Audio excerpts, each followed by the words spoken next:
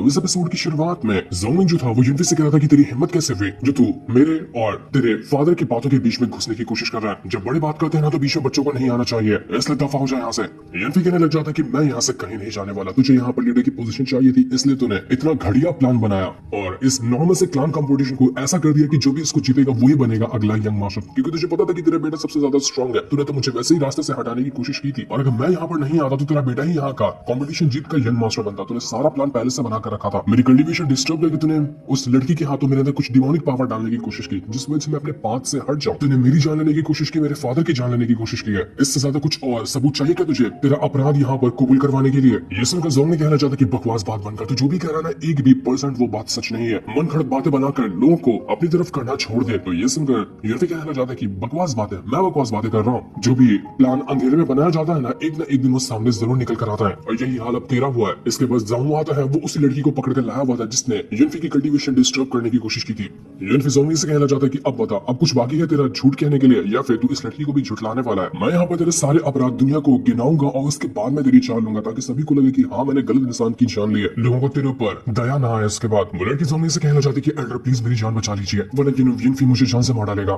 मैं तो बस आपकी और आपके बेटे की बात मान रही थी, इससे ज्यादा मैंने कुछ भी नहीं किया। आपने ही कहा था मुझे युनफी के साथ ऐसा करने के लिए तो मैंने ही किया है। युनफी कहने लग जाता है अगर मैंने यहाँ पे प्लान नहीं बनाया होता पहले हारने का तो तेरा असली चेहरा तो दुनिया के सामने कभी आता ही नहीं और तू मेरी पूरी फैमिली को बर्बाद कर दिया होता। तो आखिर तुझ जैसे घटिया इंसान को मैं कैसे जिंदा छोड़ सकता हूँ? तो इसके बाद हमें कुछ टाइम पहले का सीन दिखाया जाता है जब उस लड़की ने युनफी की कल्टीवेशन डिस्टर्ब की थी और उसके बाद वो वहां से उस जगह पर चली गई थी जहाँ पर यूई को कैद करके रखा गया। वो कह रही होती कि युनफी अब कभी भी कॉम्पिटिशन के अंदर जा ही नहीं पाएगा। मैंने उसकी कल्टीवेशन की वाट लगा कर रख दी है, क्या पता वो जिंदा भी होगा या अब तक हो सकता है कि वो मर गया होगा। वो उस बंदे से कहना चाहती कि इस यूई की हमें कोई जरूरत नहीं है, इसको जान से मार रहे हो। तो बंदा भी कहता है कि हाँ तुम सही कह रही हो क्योंकि ये झूठ बात सभी को कहने के लिए तैयार ही नहीं है। मैंने उसको इतना मारा कि ये कह दे कि युनफी एक गलत इंसान है और उसके फादर भी सही नहीं है, लेकिन ये झूठ कहने को तैयार ही नहीं, इसलिए इसको मारना ही पड़ेगा। पर जैसे वो यूई को मारने वाला था उस बंदे के ऊपर डिमोनिक नीडल आकर सीधा लग जाती है। ये वही डिमोनिक नीडल थी जो कि युनफी की खास टेक्निक है और उसने एक ही बार के अंदर उसको जान से मार डाला था। यूई के घाव को देखकर युनफी के दिमाग में आग लग जाती है क्योंकि बेचारी को बहुत ज्यादा चोटने लगी थी। उसको इतना ज्यादा गुस्सा आ रहा था कि उसके गुस्से का ठिकाना नहीं था, लेकिन वो खुश था कि कम से कम उसने यूई को ढूंढा और उसको बचा लिया। गुस्से की वजह से ऐसा हो रहा उसके शरीर के अंदर से बाहर निकल रहा होता कि मानो वो ज्वालामुखी जैसा फट जाएगा। वो लड़की कह रही होती कि नहीं ये नहीं हो सकता, मैं तो तेरी कल्टीवेशन डिस्टर्ब की थी ना, तू जिंदा कैसे बच गया, तुझे कुछ हुआ क्यों नहीं?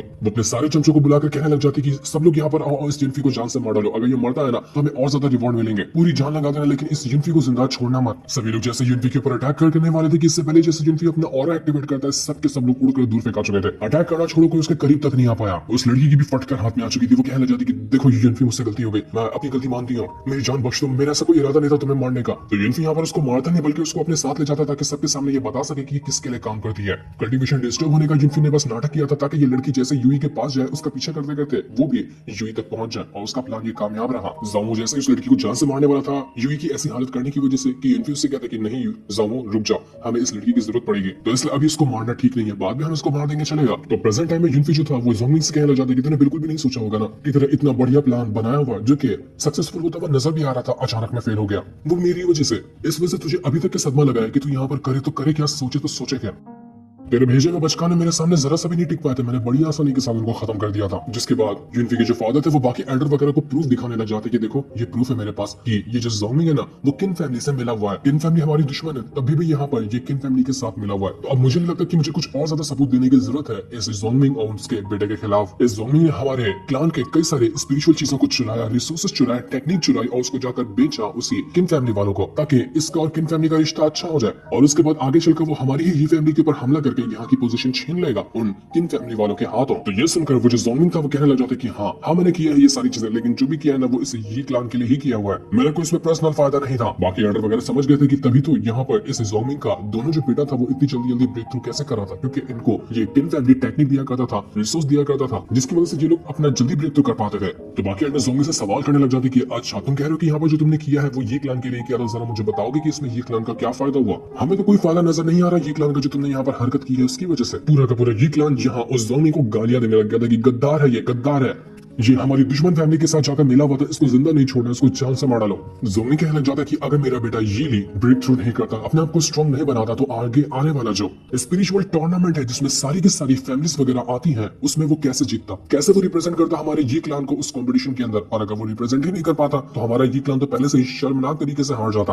अपने बेटों और ये क्लान के खातिर ही मैंने यहाँ पर किन फैमिली के साथ हाथ मिलाया है। तो बाकी एल्डर यहाँ पर कहने लग जाते हैं उसी जोंगमी से कि देखो जोंगमी, हमें पता था कि तुम यहाँ पर ये क्लान को बढ़ाने की, उसकी रेपुटेशन को वापस लाने की कोशिश जरूर करोगे, लेकिन तुम इतना हद तक गिर जाओगे ना, ये हमने सपने में भी नहीं सोचा था। तुमने जो हरकत की है वो बिल्कुल शर्मनाक है। अपने ही क्लान को इस तरह से तुमने धोखा दिया है। तुमने ये कॉम्पिटिशन होने से पहले भी हमें बहुत सारी चीजें देने का वादा किया था कि हम तुम्हारे साथ होते हैं ना, और तुम्हें लीडर बनाने में हेल्प करते हैं, तो तुम हमें बहुत सारे बेनिफिट दोगे। हमें लग रहा था कि तुम लीडर बनोगे सही तरीके से और इस ये क्लान को अच्छे से चलाओगे, लेकिन अब जाकर हमें पता चल रहा है कि तुम तो दुश्मन फैमिली के साथ मिले हुए हो। इसलिए हम भी यहाँ पर अपनी गलती मानते हैं कि हमने तुम्हारा साथ दिया, जो कि बहुत बड़ी गलत फहमी थी हमारी। देखो हम ही कह रहे हैं कि तुम यहाँ पर सरेंडर करो और जो तुमने गलती की है उसकी सजा काटो, वरना तुम्हारा वो हाल होगा जिसके बारे में तुमने सपने में भी नहीं सोचा होगा। जोंगमी के दिमाग में आग लग चुकी थी। वो कहने लग जाता है यूनिफी से कि मैंने सब कुछ अच्छा प्लान बनाया था, हर एक चीज पे ध्यान दिया था कि कुछ भी गड़बड़ ना हो, पर तब भी तूने मेरा प्लान बर्बाद कर दिया। कैसे किया ये तूने? तो यूनिफी कहते हैं कि जाना रे, तेरे से ज्यादा दिमाग मेरे पास है, इसलिए बस मैंने ये कर दिया। जोंगमी के दिमाग में आग लगी हुई थी। वो कहने लग जाता है कि मैंने 3 साल से ये पूरा प्लान बना कर रखा था, और जब यहाँ पर ये पूरा सफल होने वाला था, बीच में तूने घुसकर सब कुछ बर्बाद कर दिया। सब खत्म हो गया, सब कुछ खत्म हो गया। तो जब यहाँ पर जोंगमी अपनी गलती मानता ही नहीं, तो यूनिफी के फादर कहना चाहते कि ठीक है, मैं यहाँ पर ये क्लान का लीडर, यहाँ सजा सुनाता हूँ तुम्हें कि तुम्हें मौत की सजा होगी, तुम्हें सबके सामने जान से मार दिया जाएगा। इसलिए आखिरी बार कह रहा हूँ, सरेंडर कर अपने आप को, वरना अगले पल तुम मरा हुआ होगा। तो जोंगमी यहाँ पर कहना चाहते कि मारोगे तुम लोग, मुझे मारोगे? कभी भी नहीं, मैं मरने वाला हूँ ही नहीं। वो तुरंत अपने पास से किसी खास तरह की पिल को निकाल लेता है, जो कि उसको हो सकता है कि किन फैमिली ने ही या फिर किसी और ने दिया होगा। और उस पिल को निकालने के बाद वो जैसे उसको खाता है, उसकी पावर धड़ल्ले से इंक्रीज होने लग गई थी। वो इतना ज्यादा स्ट्रॉन्ग नजर आ रहा था जिसका कोई हिसाब भी नहीं था। ये पिल होती है एसेंस एक्सप्लोडिंग पिल। किसी भी बंदा अगर ये पिल को खा लेना तो उसका जो स्पिरिचुअल एसेंस है वो बिल्कुल उसके शरीर के अंदर एक्सप्लोड होने लगेगा, फटने लगेगा वो, जिस वजह से टेम्पररी तौर पर वो बंदा इतना ज्यादा स्ट्रॉन्ग हो जाएगा जिसका कोई हिसाब भी नहीं होगा। लेकिन ये सब टेम्पररी तौर पर ही होता है। जैसे उसने इस पिल को खाया था, उसके बाद वो सीधा जाकर अटैक देकर मार देता है यूएनफी के फादर के ऊपर, जिस वजह से उड़कर वो बहुत ज्यादा दूर फेंका चुके थे। बहुत भयंकर तरीके से ये अटैक उनको जाकर लगा था। यूएनफी के दिमाग में आग लग जाती कि फादर आपको कुछ हुआ तो नहीं? जोंगमी कहने लग जाता है कि लीडर तो मर गया लगता है, अब तो यहाँ पर ये क्लान मेरा ही हुआ, ये क्लान मेरा है, मैं इसको किसी को भी लेने नहीं दूंगा। यहाँ पर राज होगा तो सिर्फ मेरा, मेरे अलावा किसी और का नहीं। और तभी वहां पर एक फायर फिनिक्स बर्ड आता है जिसने अपनी पावर का यूज करते हुए एक ही ब्रूटल अटैक देकर मार दिया था उसे जोंगमी को। जोंगमी देखकर हैरान हो जाता क्योंकि वहां पर यूएनफी के फादर मौजूद थे और उन्होंने अपना ब्रेक थ्रू कर लिया था। वो लेट स्टेज अर्थ रैंक के ऊपर पहुंच चुके थे, जिस रैंक को वो काफी टाइम से ब्रेक थ्रू नहीं कर पाए थे, क्योंकि यूएनफी ने वो जो कुछ टाइम पहले एल्केमी कर रहा था ना, उसमें उसने उसकी एसेंस पिल को रिफाइन कर दिया था, जिसकी मदद से उसके फादर ब्रेक थ्रू कर सकते हैं। और ऐसा ही हुआ, पिल को खाते साथ ही उन्होंने अपना ब्रेक थ्रू कर लिया था, लेकिन अभी तक किसी को बताया नहीं था। तो ये वाला भी प्लान फेल होता हुआ देखकर जोंगमी जो होता है अब यूएनफी के साथ फाइट करने के लिए जा चुका था कि यूएनफी मैं तुझे छोड़ूंगा नहीं, जान से मार दूंगा तुझे, तुझे मेरे हर प्लान के बारे में कैसे पता होता है, सारी चीज को मेरे तू टैकल करके 2 कदम आगे निकल जाता है। तो अब यहाँ पर जोंगमिंग और यूएनफी के बीच में बैठा शुरू हो चुका था। जोंगमिंग यहाँ पर पागलों की तरह यूएनफी के ऊपर अटैक करने की कोशिश करता है। उसको होश ही नहीं था, बस उसको एक ही चीज नजर आ रही थी कि वो कैसे भी यूएनफी उसके फादर को मार डालेगा। लेकिन यूएनफी तो बस यहाँ पर उसके साथ खेल रहा होता है। जितना भी वो अटैक करने की कोशिश करता, आसानी के साथ वो उसके अटैक को डिस्ट्रॉय करना चाहता। और जब यहाँ पर जोंगमिंग का कुछ ज्यादा ही हो जाता है तो यूएनफी तुरंत ही अपनी डिमोनिक नीडल को बाहर निकाल लेता है, जिसकी मदद से उसने एक ही अटैक देकर मार दिया था उसी जोंगमिंग के ऊपर। वो अटैक जैसे उसको लगा, जोंगमिंग वहां पर बस बैठ ही जाता है, वो उठ नहीं पा रहा था। ऐसा लग रहा था कि इसका खेल ही यहाँ पर खत्म हो गया। जोंगमिंग यहाँ पर यूएनफी के फादर से कहने लग जाता है कि तुम्हें भी पता होगा कि हमारा ये क्लान जो है ना वो कितना ज्यादा कर्जे के अंदर डूबा हुआ है, हमारे पास कोई रिसोर्स नहीं है ढंग के, ऊपर से इतनी ज्यादा उधारी चल रही है जिसका कोई हिसाब नहीं। मैंने यहाँ पर किन फैमिली से इसलिए हाथ मिलाया था ताकि वो हमारे ये क्लान को इस मुसीबत से बाहर निकाले, हमारे ये क्लान को रिवाइव कर पाए। अगर हमें अपना ये क्लान रिवाइव करना है ना, तो इसके लिए सिर्फ एक ही ऑप्शन था, उस स्पिरिचुअल टूर्नामेंट को जीतना। तुम जो भी क्यों ना सोचो, मैंने बस यहाँ पर जो चीज की है वो सिर्फ इस ये क्लान को प्रोटेक्ट करने के लिए, इसको रिवाइव करने के लिए की है, क्योंकि इसके अलावा कोई दूसरा ऑप्शन ही नहीं है जिसकी मदद से हम ये क्लान को ठीक कर सकते हैं। मैं बचा सकता हूँ ये क्लान को, सिर्फ मेरे अलावा कोई भी उसको नहीं बचा सकता। इतना कहते कहते वो वहां पर बेहोश हो चुका था, लग रहा था कि शायद वो मर गया। सारे के सारे लोग ये चीज देखकर हैरान हो जाते हैं कि अब यहाँ पर फाइनली जाकर जोंगमिंग का खेल खत्म हुआ। लेकिन तभी वहां पर एक बंदा आता है जो कि यूएनफी के फादर से कहना चाहता है कि मास्टर बहुत बड़ी गड़बड़ हो गई है। जिसके बाद हम बाजार का सीन देखते हैं। यहाँ पर जितने भी ये फैमिली के लोग अपना धंधा वगैरह लगाते हैं, दूसरी फैमिली के बंदे वहां पर आकर उनको मार रहे थे कि फटाफट से हमारा जो भी उधार है, जो भी कर्जा है ना, उसको लौटा, वरना काट कर रख दिया जाएगा तुम सभी को। बड़ा बुरा हाल हो रहा होता है ये फैमिली के सारे लोगों का। तो एक बंदा उन बदमाशों से कहना चाहता है कि तुम लोग यहाँ पर अपने क्लान की पावर को लेकर हम सबको टॉर्चर कर रहे हो ना, देख लेना मेरे मास्टर जो यूएनफी के फादर है, जब यहाँ पर आएंगे ना तो तुम सबका गेम बजा डालेंगे, तुम सब अपनी उल्टी गिनती गिनना शुरू कर दो। तो वो लोग यहाँ पर कहना चाहते कि अच्छा तेरा मास्टर, आज तक तो वो तेरा मास्टर बदल भी गया होगा, ज़ॉम्बी ने उसकी जगह ले लिया होगा, इससे सपने देखना छोड़ दे, तेरा पूरा का पूरा ये क्लान जो है ना बर्बाद होगा, इस बाजार के अंदर तुम लोगों को धंधा लगाने भी नहीं दिया जाएगा। तभी वहाँ पर युनफी अपने फादर के साथ आकर पहुंच चुका था, जो देखकर जितने भी बंदे वहाँ पर बदमाश वगैरह थे उन सभी की हालत खराब हो जाती है। वो कहने लग जाते कि मास्टर आप सच में आ गए, हम तो ऐसे मजाक कर रहे थे। तो युनफी के फादर कहना चाहते कि ऐसा मजाक करते हो, तुम्हारा दिमाग तो नहीं खराब हो गया? मुझे पता है कि ये मजाक नहीं था, तुम सब यहाँ पर उसी ज़ॉम्बी के साथ मिले हुए हो ताकि हमारे ये प्लान को बर्बाद कर सको, इस पर कंट्रोल हासिल कर सको। न जाने किस किस के साथ वो ज़ॉम्बी मिलकर रखा हुआ है ताकि हमें बर्बाद किया जा सके, कहीं का नहीं छोड़ा उसने हम लोगों को। तो बदमाश कहने जाते कि देखिए मास्टर, हम सिर्फ ना उधारी कलेक्ट करने के लिए आते, हम यहाँ पर सिर्फ उधारी लेने के लिए आए थे जो कि आपके ये क्लान वालों ने लेकर रखा है, क्योंकि इस सिटी में सिर्फ 4 ही ऐसी फैमिली है जो कि सबसे ज्यादा रिस्पेक्टेड है और उनमें से आपकी एक फैमिली आती है। तो जाहिर सी बात है कि आप अपनी फैमिली की इज्जत तो नहीं मिटाना चाहेंगे इन उधारी की वजह से, यही हम कलेक्ट करने के लिए आए थे। तो युनफी के फादर कहना चाहते कि उधारी तो मैंने तुम लोगों से नहीं ली है, वो ज़ॉम्बी ने ली होगी तुमसे उधारी, तो उसकी उधारी का मैं यहाँ पर तुम्हें कैसे भरपाई कर सकता हूँ। और तब वहाँ पर इस सिटी का जो गवर्नर होता है वो आ चुका था। वो यहाँ पर आकर कहने लग जाता कि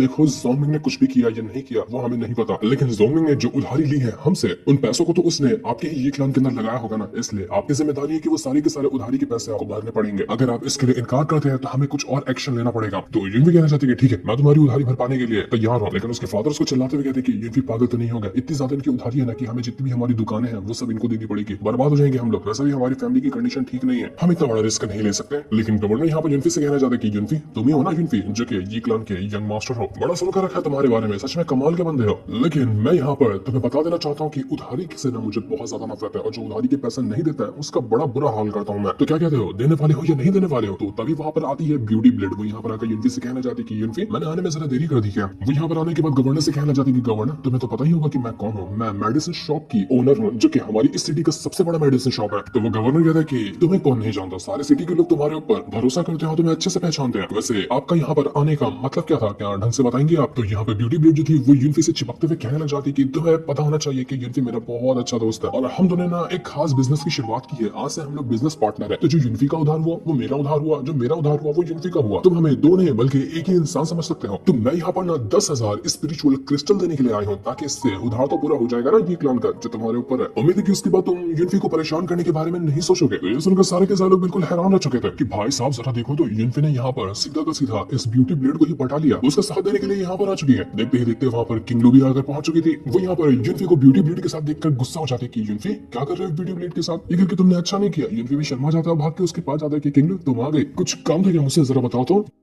किंगलू युनफी से कहना चाहती कि देखो मैंने तुमसे कहा था ना कि तुम्हें जो भी परेशानी होगी उसको मैं हैंडल करने के लिए तैयार हूँ, तुम्हें किसी बाहर वाले से मदद लेने की जरूरत नहीं है, कोई भी तुम्हारी हेल्प करने के लिए नहीं आएगा तो भी मैं काफी हूँ, तुम मुझ पर भरोसा कर सकते हो ना। मैं यहाँ पर तुम्हारे लिए ना 20,000 स्पिरिचुअल क्रिस्टल लेकर आई हूँ ताकि उधार भी क्लियर कर लेना, बच जाए तो तुम उसको अपने पास रख लेना। सारे के सारे लोग दोबारा से हैरान हो जाते कि भाई साहब ब्यूटी ब्लेड जो कि मेडिसिन शॉप की ओनर है वो सिर्फ 10,000 लेकर आई थी, किंगलू तो सीधा 20,000 लेकर आई है। पर ये देखकर वो जो ब्यूटी ब्लेड थी वो युनफी को दूसरी तरफ से पकड़ते हुए कहती है कि किंगलू मैंने तुम्हें सुना है तुम ना बहुत ज्यादा सुंदर लड़की हो, इस पूरी की पूरी सिटी के अंदर जितनी भी सुंदर लड़कियां आती हैं उनमें से, और तुम्हारे पास पैसों की कमी तो बिल्कुल भी नहीं है। तो किंगलू भी ब्यूटी ब्लेड से कहना चाहती कि मैंने भी तुम्हारे बारे में बहुत कुछ सुनकर रखा हुआ है। ये दोनों यहाँ पर झगड़ा करने लगे थे युनफी के लिए कि मैं युनफी का हाथ पकड़कर यहाँ पर खड़े होंगे, युनफी मेरे साथ होगा तो मेरे साथ होगा। अभी से बेचारा युनफी खड़ा होता है, उसको समझ नहीं आ रहा था कि वो किस तरफ जाए। किंगलू तो सीधा यहाँ पर उस ब्यूटी ब्लेड से कहना चाहती कि आप तो युनफी से बड़ी है ना, तो आपके लिए युनफी छोटा भाई हुआ, जरा एक बार प्यार से उसको छोटा भाई कह दीजिए, बहुत अच्छा लगेगा सुन के मुझे। युनफी सही कह रही हूँ मैं, वो तुम्हारी बड़ी बहन है ना। युनफी बेचारा कंफ्यूज कि वो यहाँ पर ब्यूटी ब्लेड का भी तो दिल नहीं दुखा सकता। तो ब्यूटी ब्लेड कहना चाहती कि तुम ना यहाँ पर गलत हो, मैंने युनफी को देखा है, उसको अगर और ज्यादा स्ट्रॉन्ग बनना है, आगे बढ़ना है ना, तो उसको मेरे तरीके एक मैच्योर पार्टनर चाहिए होगी जो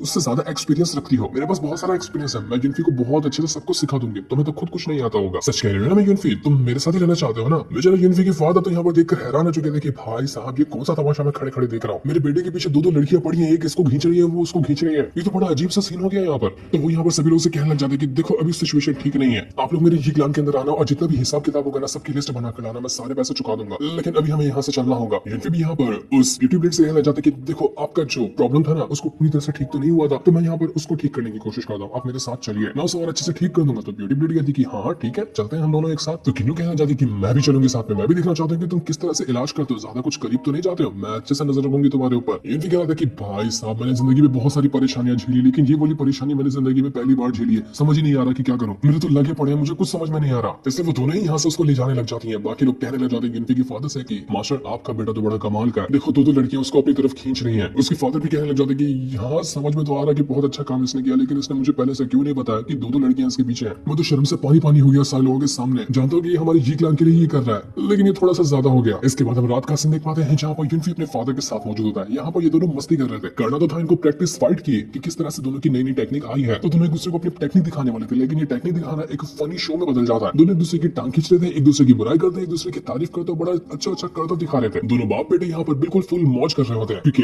ये फैमिली से दुश्मन का तो खात्मा हुआ, अब यहाँ पर सुकून की बारी थी। इस वजह से ये दोनों बहुत ज्यादा खुश थे। यूनफी के फादर उससे कहना चाहते कि देखो हमारे जी क्लान को ना बहुत ज्यादा परेशानी उठानी पड़ी है, ऊपर से वो जो स्पिरिचुअल टूर्नामेंट है ना वो भी आने वाला है, वो ज्यादा दूर भी नहीं है, तो हमें किसी भी हालत में अपनी फैमिली को रिकवर करना है ताकि उस टूर्नामेंट के अंदर हम अच्छा परफॉर्मेंस दिखा सके, ताकि हमारी नाक सबके सामने ना कट जाए। तभी उनको घर के बाहर से अजीब सा ऑरा बाहर निकलता हुआ दिखाई देता है, जो कि निकल रहा था किन फैमिली के अंदर से। हम देख पाते हैं कि किन फैमिली के अंदर कोई बंदा है जिसके अंदर से इतना भयंकर ऑरा बाहर निकल रहा है। हो सकता है कि वो कोई हाई लेवल ब्रेक थ्रू करने वाला होगा। जैसे उसके अंदर से पावर बाहर निकल कर आ रही थी, वहां पर और भी कुछ बंदे थे जो उसका सपोर्ट करने के लिए आए थे। सबकी वाट लग जाती है, बिल्कुल एक धमाका हो गया था उसके ब्रेक थ्रू करने की वजह से, जिसके बाद यहाँ पर सारे के सारे लोगों से कहना चाहते कि कांग्रेचुलेशन यंग मास्टर, आपने फाइनली हेवनली स्पिरिचुअल बॉडी को अवेक कर लिया, जो कि काफी टाइम से ये अवेक नहीं थी। अब इसके बाद तो आपकी कल्टीवेशन ऐसे इंक्रीज होगी जिसका कोई हिसाब भी नहीं लगाया जा सकता। वो यंग मास्टर अपनी हेवनली स्पिरिट बॉडी को देखकर बहुत ज्यादा खुश था कि यहाँ पर मजा आ गया इस चीज को देखकर। वो अपने ही जितने साथी जहाँ पर उसकी हेल्प कर रहे थे ब्रेक थ्रू करने में, उन सभी को मारना शुरू कर देता है और उनकी पावर को छीन रहा था ताकि वो अपने आप को और ज्यादा स्ट्रॉन्ग बना सके। उसके साथी उससे माफी मांग रहे थे कि हमें छोड़ दीजिए मास्टर, लेकिन वो उनकी हालत पूरी तरह से खराब कर चुका था। सभी की पावर को वो निचोड़कर अपने आप को स्ट्रॉन्ग बना देता है। साफ पता चल रहा था कि ये बहुत ज्यादा घटिया आदमी है, ऊपर से किन फैमिली का है ही, तो उसके हिसाब से तो वो घटिया होना ही था। तब वहां पर उस यंग मास्टर का फादर आता है, उससे कहने लग जाता है कि मेरे बेटे शाबाश, तू जितना स्ट्रॉन्ग खुद को बनाएगा ना इस पूरी की पूरी सिटी में, उतना ज्यादा हमारा दबदबा होगा। ये पूरी सिटी हमारे कंट्रोल में आ जाएगी, बस तू अपने आप को स्ट्रॉन्ग बनाते जा। वो यूनफी तरह बाल तक बाका नहीं कर सकता, धूल चटा देना उसको जब भी तेरा उसका सामने मुकाबला होगा। तो इस चीज को देखकर यूनफी के फादर उससे कहना चाहते कि ये है ना कि ना, तुम्हें तो पता ही होगा इसके बारे में, और इसकी पावर को देखकर लग रहा है ना कि इसने अभी अभी अपना ब्रेक थ्रू किया, ये बहुत ज्यादा स्ट्रॉन्ग बना चुका है अपने आप को।